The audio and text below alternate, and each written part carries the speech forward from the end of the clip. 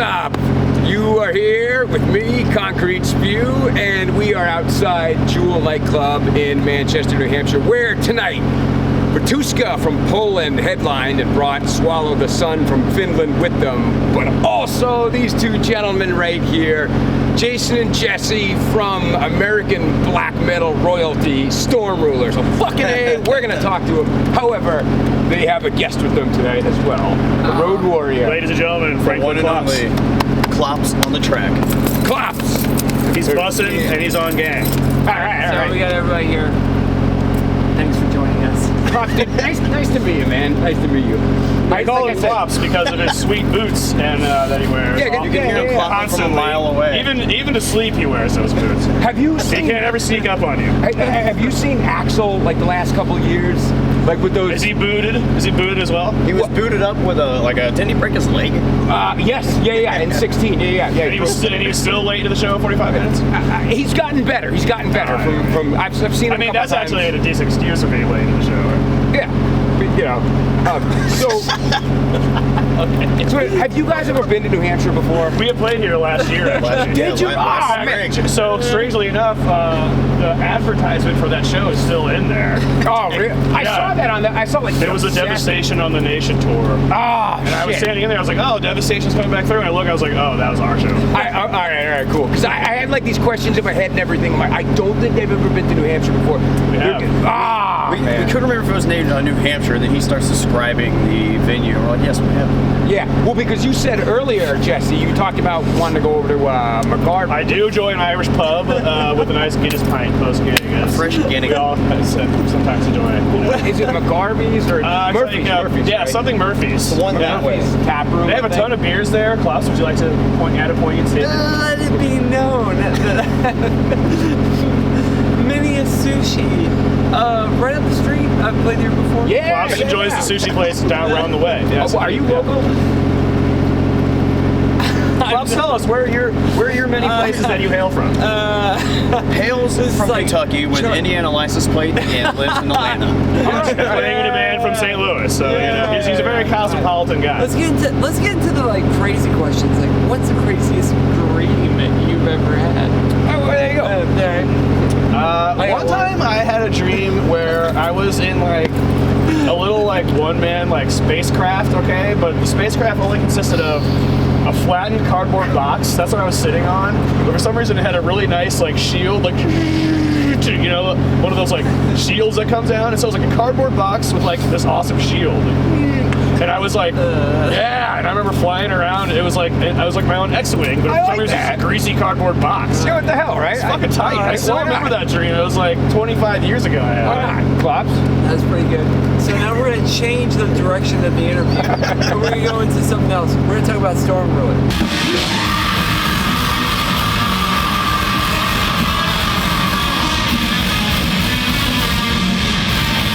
So, all right, here's what I want to know about that. You guys wrote those somewhat back to back. Yeah, we never stopped writing. Actually, as soon as we were pretty much done demoing and recording Under the Burning Eclipse, we kind of had a few of the demos for Sacred already done. Okay. Would you say that it's a fair like assessment to say that like Stormruler, maybe a bit more than some of your contemporaries, is a quite riff dense band? Yeah, I mean, we try not to have like too many riffs in a song or like too many riffs before repeating something or coming back to familiar territory. Like, but and we try to like keep a focus on a good dynamic song where like you're never bored and there's like switch ups of beat, you know, BPMs switch up here and there. You know, here's the 6/8 part with the groove, and then you know a nice intro before the riff, just to keep you interested and never keep you bored. But at the same time, we don't want to be like a riff salad. Yes, we don't want to be too many riffs. You know? I thought about that. It's like there's certain genres that can happen a lot. Like that can happen a lot. Yeah, that tends to happen more in like death metal or like slam metal and stuff like that, where it's you know that actually makes sense. You know, but in the style we're doing, we want to kind of like take you on like a journey, you know, but not like a journey of too many riffs. Okay. So like what I was wondering about. Oh, nice. I just realized your loudness shirt. It's fucking awesome. What's your favorite loudness song? Bet you didn't know I like loudness. You never knew he could play guitar that good, boy. That's Clops' New Orleans guy. Oh, no, that's cool. It's cool. We can do like impersonations right now. Impersonations. Oh man, dude. I can do an impersonation of you. It'd be like. Oh yeah. Oh yes. That's me. So let the record stand. That's me talking to other bands on tour. Yes. And then when I'm in the band, I go, "That should have a new bar." He does say a lot of that. That's cool. That's cool. It's fun. It's cool. So what I want to know is when you guys were coming up with the riffs, right? Were any of them the result of just jamming, just you guys Couple down in your of them, basement? yeah. Okay. A good example of that. So the song we played tonight, the second song called Moon Presence. Moon Presence. Okay. Shadow of That was a the Moon Presence. Entranced was within a the shadow product of the Moon of Presence. Yeah. So a very drunken night. drunk, and we were just like went back to my place. I think after like some other band show or something, and just like picked up the gear drunkenly and just started playing the first riff. We're like, this riff's awesome. The name of the demo in the email files was Drunken Song for like 6 months. So like that is a good. That's like a primo example of just came right from jams. But like the record does, I would not say the record is any sign of inebriation. Although I heard that making of it was like a lot of times we do kind of prefer to have like a good structure, like it's best to have like a good amount of the song already kind of written when you present it, you know, be like, I think we can maybe do this and then this riff maybe, you know, and then thinking do this and then maybe keep it open-ended. The other guy might have a cool idea, you know. A lot of riffs stem from just driving around and humming into your phone. Singing it, and then we'll kind of flush that out a little bit. Like we'll get together over at his crib and like go down and demo, and then we'll take it home and let it just stew for however long. Yeah, maybe reassess we'll polish it up, months and when later. We come back. Usually it's 2 sessions on the song is done. Yeah, you kind of let it marinate. And then, for the most part, the song's never done, even when it's recorded. It's never done. So okay, like one in particular. There's a whole bunch of songs I want to ask you about, but I had to kind of narrow them down a little bit. Like, all right, Blazing in Shade.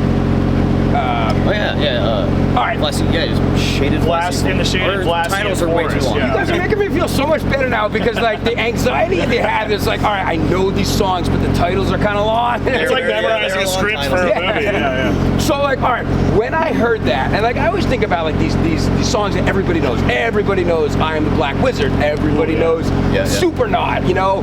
Fucking Symptom of the Universe, right? So like, I'm hearing that, and all of a sudden I hear like, I'm like doing the riff. And I was thinking, I was like, what was that the result of just like jamming? And that actually was a like off the fly riff. We were down in the basement. I knew it. I sang that riff into my phone and still currently have it on my phone. That's awesome. In my car, and you can even hear the doo-doo of like me not having my seatbelt on, and the riff before that, and then it went into that riff, and I was like singing into it.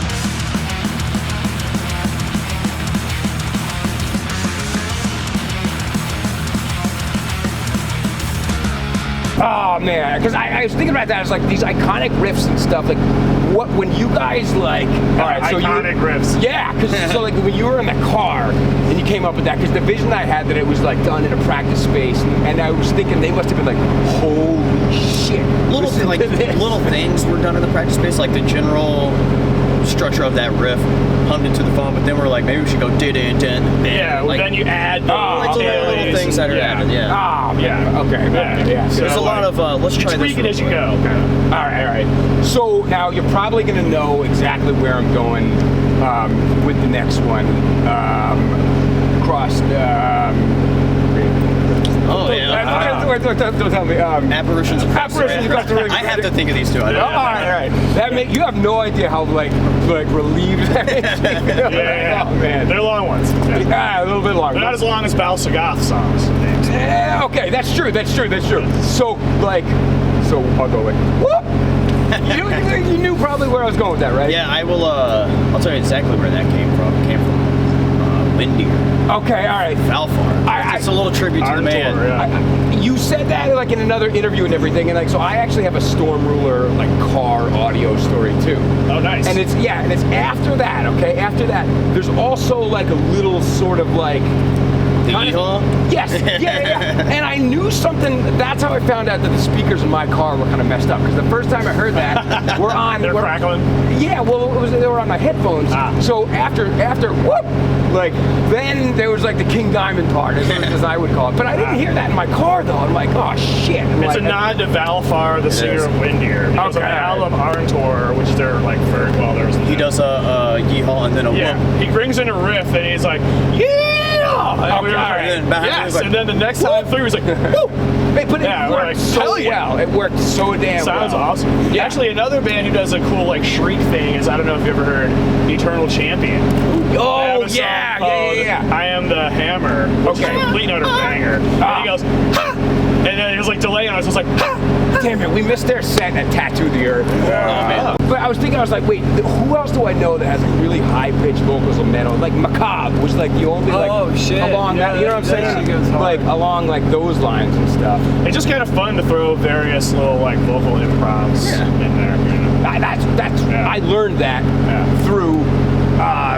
Don't tell me. Apparitions Across the Raven Crest. Yes. That was ballsy, and I thought it worked. And that is, awesome. I think, the only song on Sacred Rites we haven't played yet. No, we did that on. Oh wait, Aberration. Yeah, no, we haven't. No, we haven't done that one. Yeah, we haven't played that one. Like bands have been doing that since like the 70s. Okay. Whether it be like Ozzy saying but it's just like a little improv word that doesn't belong in anything, but it fits and it sounds cool. Yeah, and it worked. And it works. It's effective. I thought it my favorite, I can tell you my favorite like improv word, because we're talking about Sabbath being like, oh yeah, and all that stuff, is this British band that kind of blew up when Wham blew up, called ABC.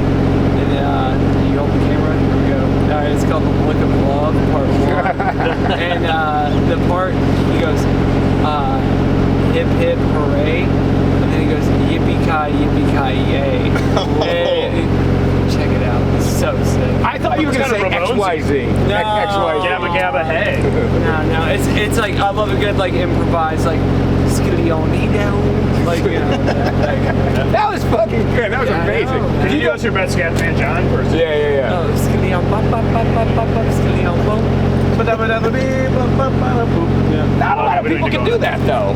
Not a lot of people can do that. I agree. Okay, so we were talking about geography before, right? In the early 2000s, Massachusetts, New England in general, right, was kind of looked at as like the sort of like mecca, the rebirth of the new wave of American heavy metal. Some big bands came out of here. Like Shadows Fall might have been like the biggest from like Western Mass. There was like Hatebreed for hardcore. I love Hatebreed. Converge got pretty big like for a while and stuff. But the thing of it is though, is that like, let me ask you this first, okay? We'll do a little bit prequel to Stormruler here. When did you guys do any black metal bands before Stormruler? Me personally, no. Okay. Him? I have, I've done a number. Okay. In like the early 2000s, given that like it's an American black metal band, did you ever like face any sort of like skepticism? Because I mean, it's not like anyone ever came up to you and like, black metal comes there. all right. But to be honest, I was one of the first people who'd be like, I mean, we're from America, we're from St. Louis, we're going to purport to play like icy black metal from the north, you know. It's like, but the style is just so like, it's just so like fun to explore. Sure. That it's like, we were just kind of like, fuck it, I mean, here it is. It's all over the world now. There were few, like, American black metal has always been trashy and kind of more punky and whatnot. And he kind of took the Euro approach that was not very prominent in the States. There are bands out there, obviously, but not many who are doing that melodic, polished-esque black metal. So we wanted to have some musicality. A lot of the bands who were around our area weren't like really touched on that. We felt like they should. So all right. So they were more like Cult is Alive, Dark Throne-ish. Yeah. There's like kind of black metal ultimately branches kind of two ways, and then of course a number of ways from that. But I've always kind of felt that there's like the more punk-inspired. And then there's like the musical inspired. Emperor kind of like Emperor Ancient dissection, kind of like forwarded that approach. Okay. But then of course it's super fun to just buzzsaw out and play fast riff You know, But doing it in like a solid way as Allegiance. Yeah, or Marduk Allegiance or is a Dawn band from that would do Sweden, that. little known, that we fucking love. Okay, all right. Like, you know, they have like 3 records and they disappeared. Like, those albums are as good as like anything. Yeah, I'm seeing the business. No, they were on like probably like No Colors or Go Fat, or I don't know. They were like a late 90s from Sweden. I think Okay, two of the guys from Marduk, B-War, Fredrik Anderson was a drummer. Same dude who played in Marduk. I think we're thinking of the same time. They kick ass. Allegiance. Yeah. If you're listening to this and you Allegiance, Blotter and Soffer, and then Him there's Till Hangagud. Him Till Hangagud, And Frida. Ah, They're sick. yeah, okay, I think it's coming ahead. Yeah, those albums destroy. And that's where we got a lot of like, well, I want to play metal like this. I want to play black metal like this. Just because I remember like around here 20 some odd years ago, like if you said you were in a black metal band, people that was the reaction, and it was Some would scoff. Yeah, absolutely. And the first like actual black metal They still do. I mean, shit. do they really? Well, I mean, no. I would say they But Really? you know, Yeah. I mean, I don't Because know. we had the first ever band. It was Metal Fest, New England Metal and Hardcore Fest 2000. Do you remember that band from Texas, like Versifera? Versifera. Yeah. They I don't came- know him well, but I know of him. You know, right, sure, okay. So he was here in Worcester at the Metal Fest, and like the reaction was tons of this. There was tons of like, and I just thought that was like crossing. That happens. Hey, you know, I mean, hell, I'm an arm crosser. You know, All right. if I'm at a show, I'm not right there in the front being like, oh, okay. So you know, that's another good I'm the question. guy in the back standing there like this, you know, and it was like, all right, that's cool. And I mean, it's one thing if it's like Emperor, you know, who we got lucky enough to play with a couple months ago. I was definitely right there being like, Oh, you guys played that show? But, in Oslo. yeah. Oh, we played you guys like played over there? we played like down the street, but we were still part of it. We did the you know, Inferno it was Fest like, over there. Okay. Yeah, but okay. you know, I mean, I'm definitely, you know, some people that's just the way they take in shows, you know. All right, so you've been in like the black metal like live game now for a little while. Yeah. Do you I have. ever? Well, shit. Actually, you probably have a better view of the crowd. Do you ever see this anymore? Because I never see this anymore. All right, like the hardcore's got moshing. Yeah. Heavy metal, chaos. All right, black metal. I used to see this, tons of this. Oh, the grapefruit. The invisible orange. You're holding the grapefruit. Is that okay? All right. Is that what it is? The invisible orange. It's like imagine you're That's what holding that some kind of means? fruit. You know? All right, because I just don't see that anymore. Like, You know, I mean, there's the occasionally. occasional, yeah. There's definitely a lot of like, All right. you know, if someone's going like this, that's a salute. You know, that means they're like peeping every note you do. I mean, they may not be like, oh my god, this riff's awesome. You know, but it's like I'll take any kind of attention being paid. You know, like we're not, you know, we're just happy that anyone's even there. So with that, okay, the interludes for a second. All right. So on Burning Eclipse, on a Burning Eclipse, Yes.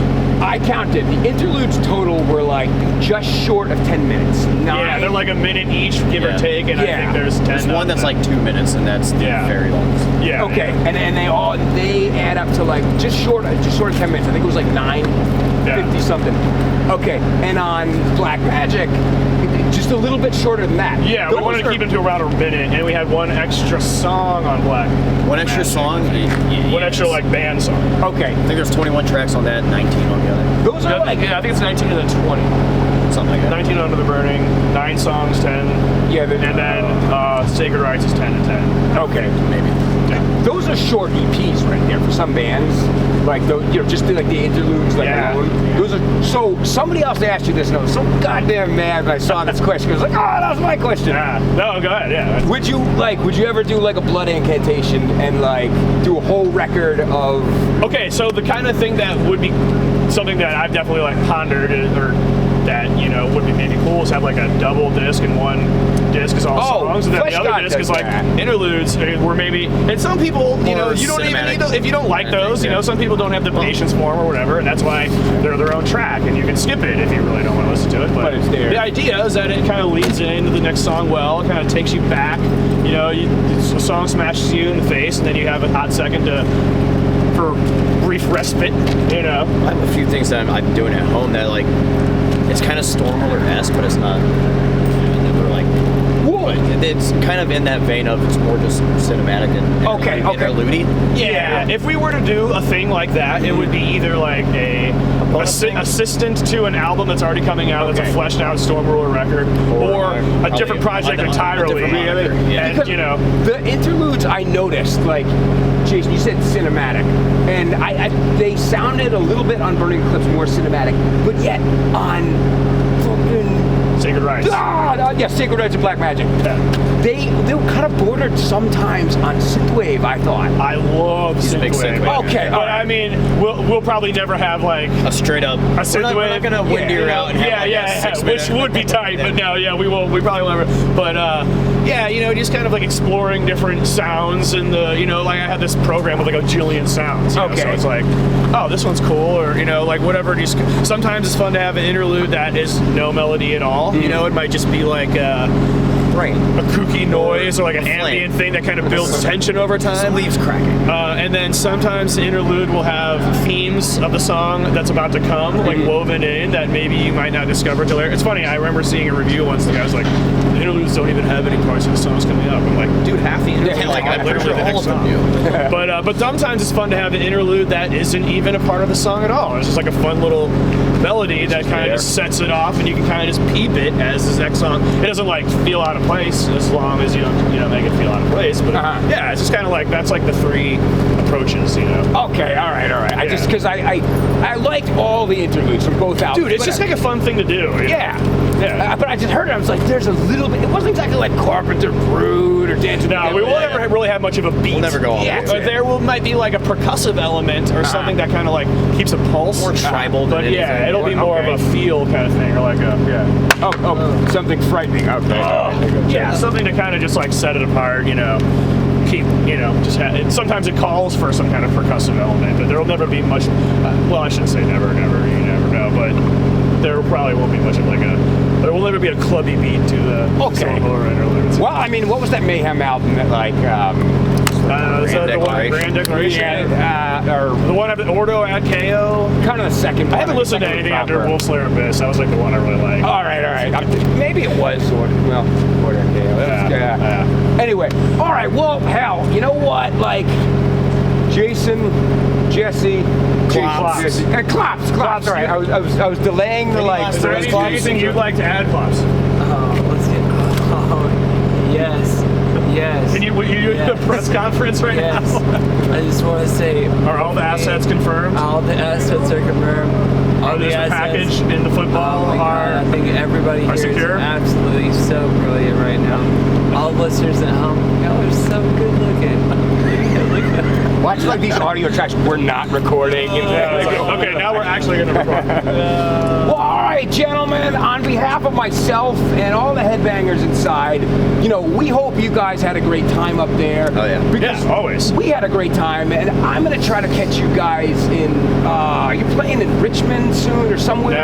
No, we're heading to Montreal tomorrow and then going west after that. Oh, and they're going west after that. Yeah, then we're Californiaing it, and then big old circle. Texasing it over to Florida, so not much in the way of like the East Coast after this. Okay, well, good for you guys. And I got to give a big shout out to your buddy James from the Friendly Man, who really put this together. Absolute homie. I've been an absolute pain in his ass lately because I found out he lives in Turkey. Yeah. So I love Turkish food. So I'm asking him all these questions and everything. Yeah, And he is a Turk. He's an honorary Turk now. Good for him. Good for him. That's the name. So, all right. Well, Jesse and Clops and Jason, thank you guys so very much. You were my very first interview I've ever. I interviewed the Iron Sheik actually one time, who just recently passed this year. Rest in peace. Yeah, thanks. Yeah. So, yeah. Well, he was 81, I think, or something like that. So, life. So, all right. Well, gentlemen, again, thank you guys so very much. No problem. And thank we hope you, you guys have. Yes, we hope you guys have a great, safe, fun rest of the tour. And fucking A, thanks for everything and shit. Thank you. Thanks for the pizza. Oh yeah, no problem. From this guy bought us pizza. It was incredible. From Souvlaki's on Bridge Street, I think it was what it is, right? It was delish. Yeah, yes it was. I think it was. It was. Well, they said it was, so good for them. So. It was. All right, dudes. Fucking A, man. And we'll see you next time on Concrete Spew and see them on the road. Concrete Spew. All right. Stay metal.